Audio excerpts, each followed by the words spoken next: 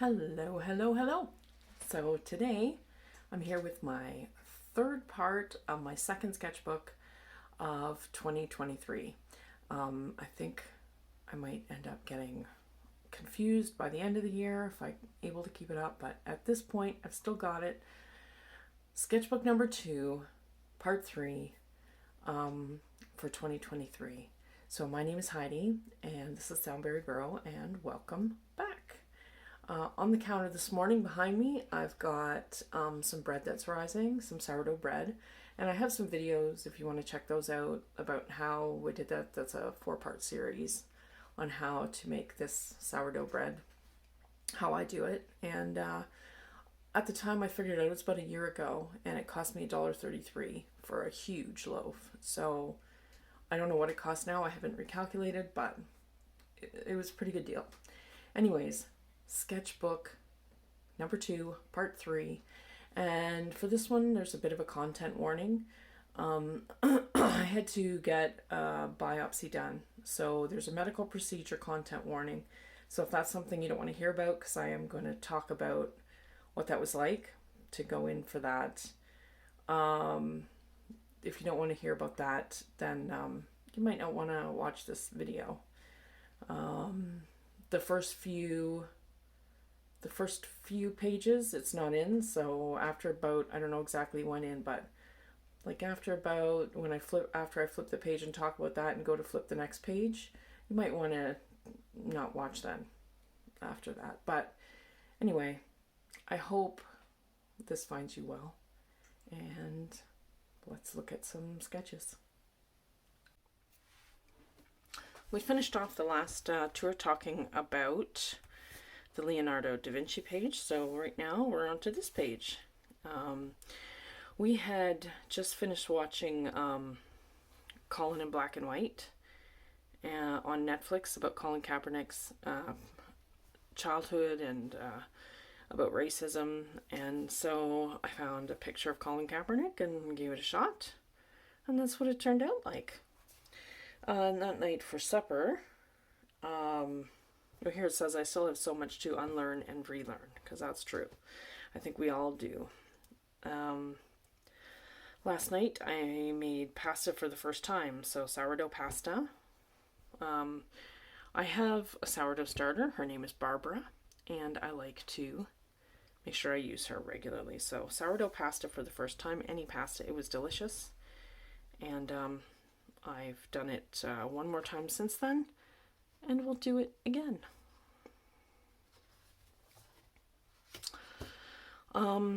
So this is just a little sampling of new pens with the line thicknesses. I go through a lot of drawing pens in this book. My new book that I have is a smooth paper, and we'll see how it works for the pens. It works nicer, but I can't really use water on it. Anyways, that's the next book. So I did some gesture drawings of Colin Kaepernick throwing a football, and of him running with the football. I can see where I didn't get things right on this one, but this one actually looks, I think, pretty good. I don't do very much in the way of full body, but I'd like to do more of that. When I'm driving my school bus in the morning, oftentimes I will see a sunrise that's just stunning, and you see the silhouette of the black trees against the this colored sky, and I thought, I want to give that a try. And I just put one tree in because I remember when I was a kid, I used to just walk to one tree out in a field and sit there for a while, and it always felt like I was on some kind of pilgrimage. But as an adult, sometimes I dream of a lonely tree. I'm sitting there under a lonely tree.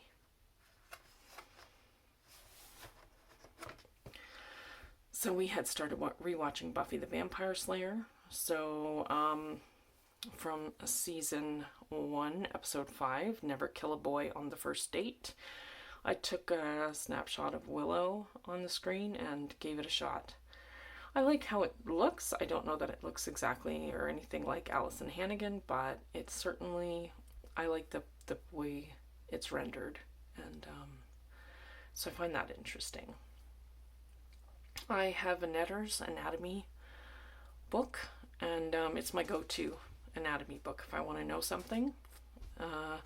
And so I thought, oh, I'll do a little bit of drawing on. I just flipped open a page, and so I started drawing the trachea, and wondering about the epiglottis. How does it work? Is it mechanical? Is it, muscular? Or is it passive or active? Is actually more my question. Does it move passively when something else happens, or is it an active movement? So I hypothesized that it happened when your tongue moved, or maybe other things around adjusted your mouth or your throat so that it would switch off or switch on, like close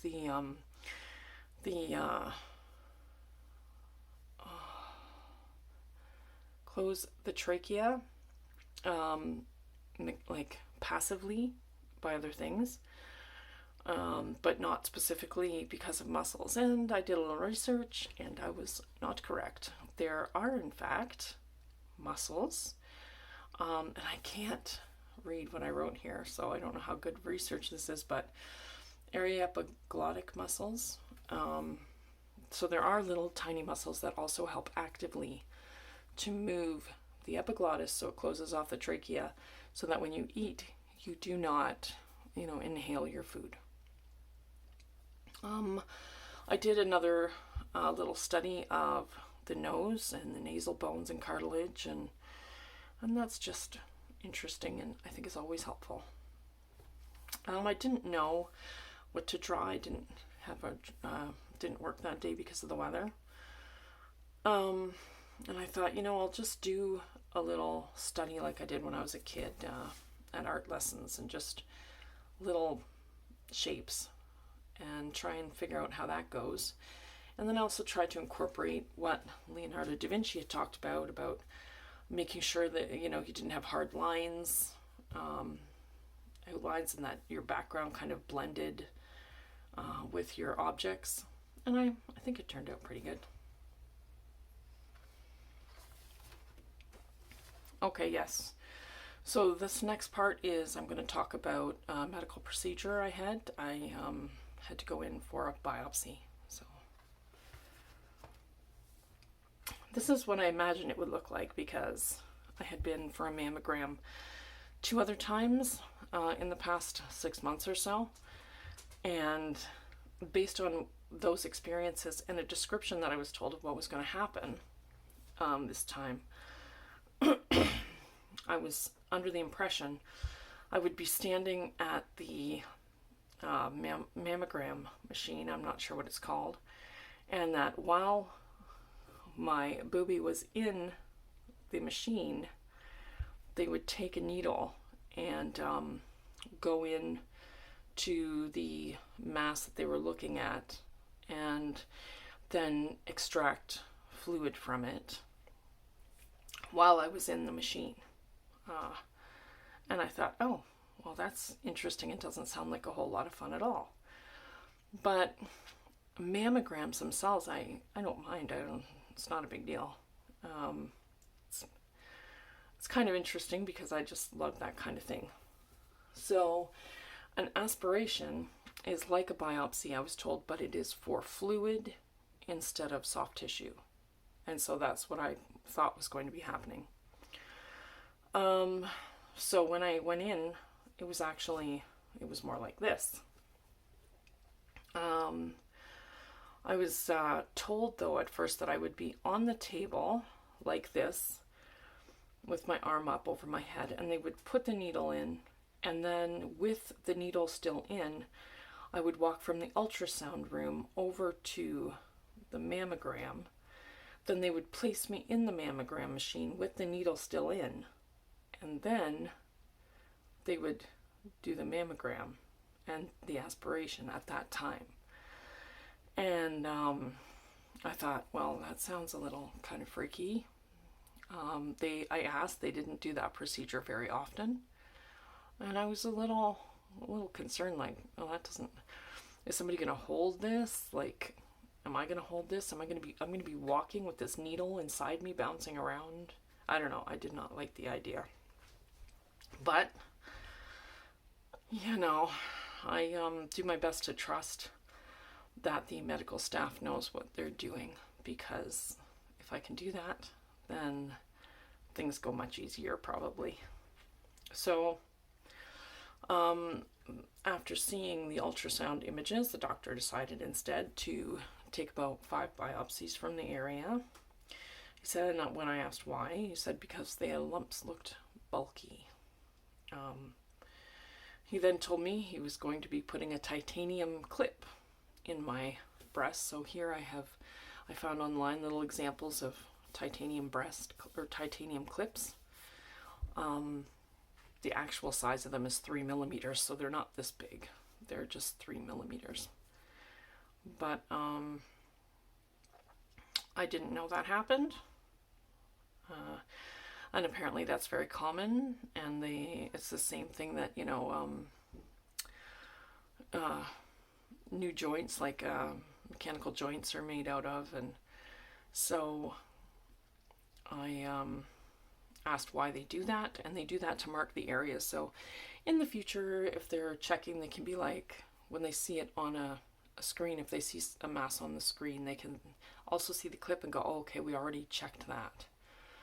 And can compare it to what was already there. So so that's why they do that, but I didn't know that was going to happen. I like to watch the screen. There's a little screen. I like to pay attention to what's going on if I can, because if you haven't noticed, I'm kind of fascinated by anatomy and medical procedures and how that all works. It's amazing. But I did not know that when they put the needle in, which I could see on the screen, I could see the needle moving, that little mass there. And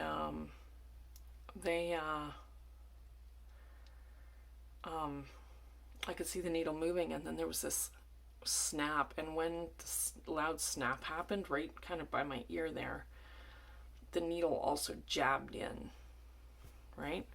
And so that was very unsettling. And that happened, like, say, 4 to 6 times. I'm not sure how much. But yes, it wasn't, you know, I don't mind the mammogram at all, but I did not really like that procedure at all. I didn't have a lot of bruising, but and I don't fully have information back. I have to call the doctor's office back on Monday, but just so you know, so there's no like waiting or whatever if anybody's interested.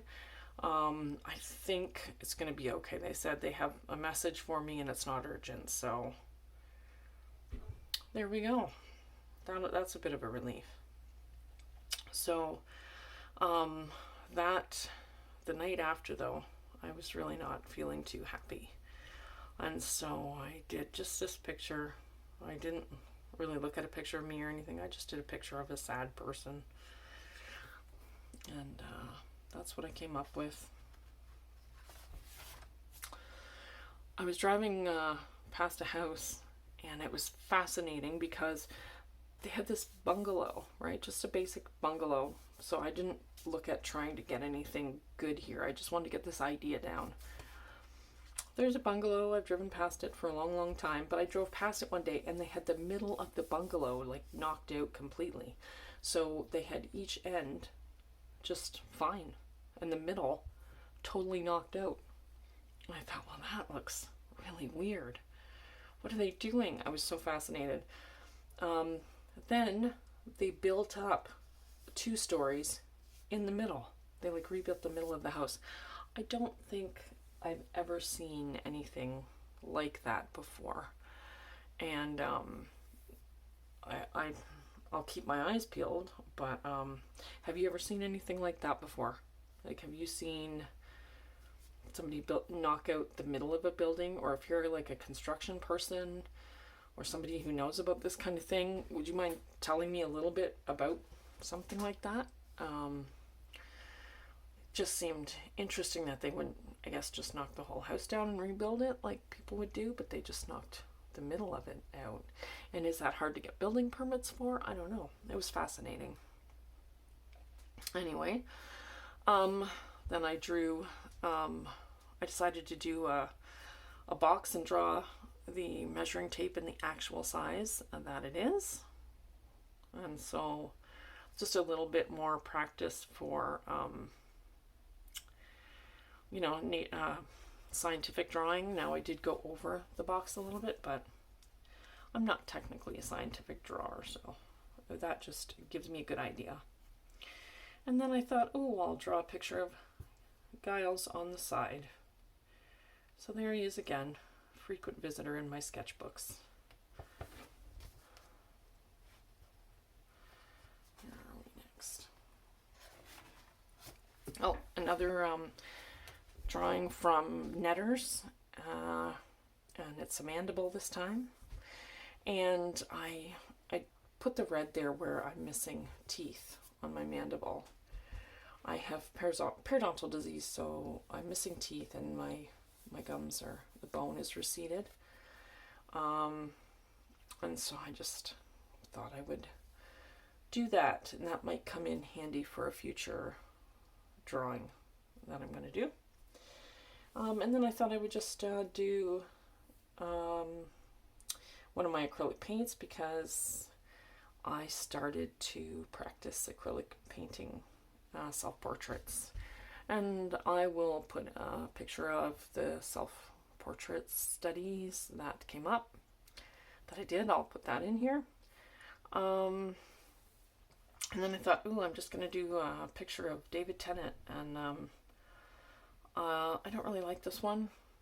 So it was fun, but not my favorite.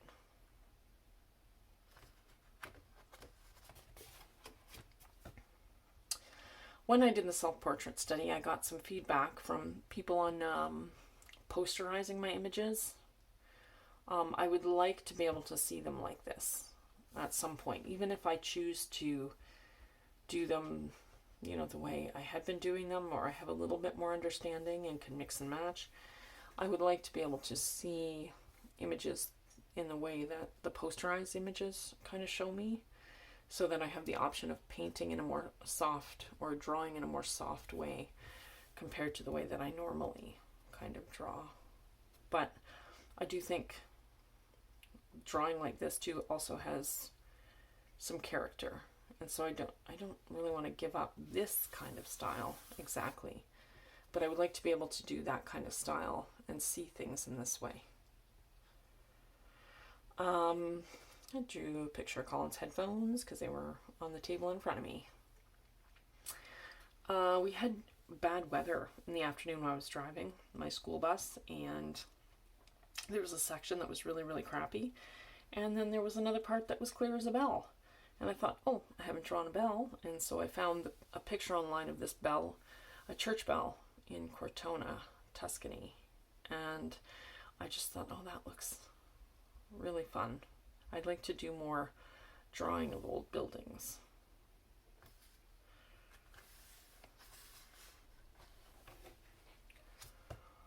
This is a wizard my dad and Mom bought me when they went on a trip. Mom's not sure. She thinks it might have been BC. If my dad was still with us, he would have been able to tell me for sure where this was, but they were on a trip and they brought it back. They brought a different sculpture for my brother. Oh, my kitty's talking to me. But I thought, oh, I don't know what I'm going to do with this. I don't know if I'm going to keep this or if I'm going to move it along. I'm trying to declutter my house, but I have a record of it now. Some people take photographs of things. They're starting to take photographs of things, so when they want to look at it again or whatever, they have it and the memories are there. I thought, well, maybe I'll draw the things in my sketchbook that I want to move on. And another day, of no school buses, so I got to do other things. This is another reimagining of the singer that I first painted in, I think was it 2004? I'll put that picture up again. And so this is my redoing of that. Again, just another, in my imagination, the same kind of choppy bangs, but looks like a completely different person. But still, so much fun. And then I was dreaming about planting radishes. The Farmer's Almanac for this area says you can start planting radishes here around March 24th. It is today March 17th, March 18th, somewhere in there. And we still have quite a bit of snow on the ground. So I don't know if I'll be getting my radishes planted before April, which kind of sucks because I'm really looking forward to radishes because they're yummy and delicious.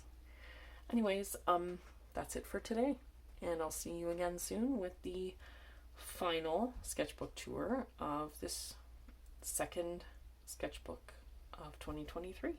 Thank you. Bye.